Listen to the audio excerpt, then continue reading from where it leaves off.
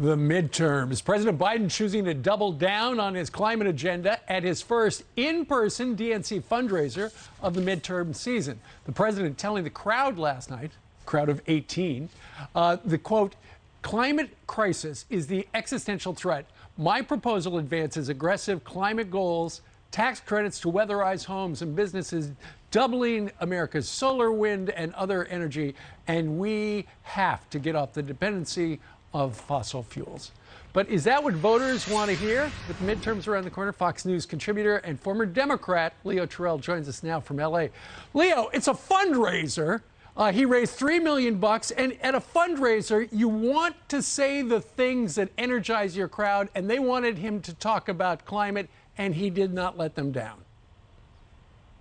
You know, Steve, I'll tell you right now, Joe Biden did a great job of pleasing John Kerry and the climate changers, but he's abandoned working class Americans. I want to be very clear. The Democratic Party no longer represents working class Americans because they are allowing Americans to suffer at the pump.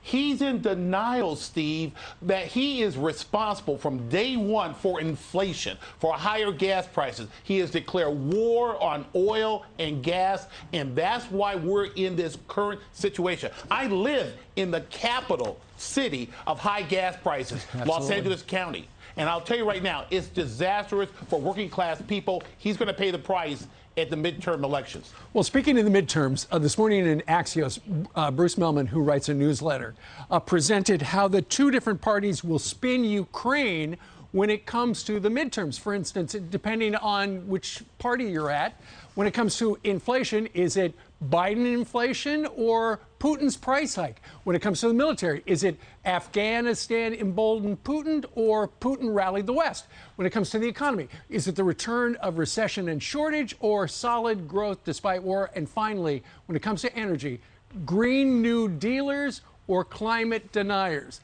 It's going to be a choice. Let me tell you right now, I'll take the Republican side on this because I'll tell you right now, I can convict Joe Biden for lying to the American public. Steve, you've shown the facts all morning.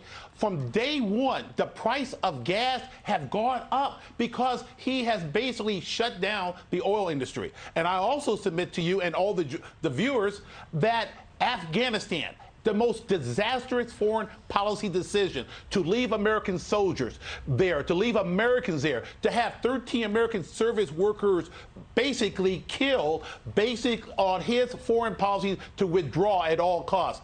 The war in Ukraine, Steve, he talked about punishing Russia. He could have done that much earlier.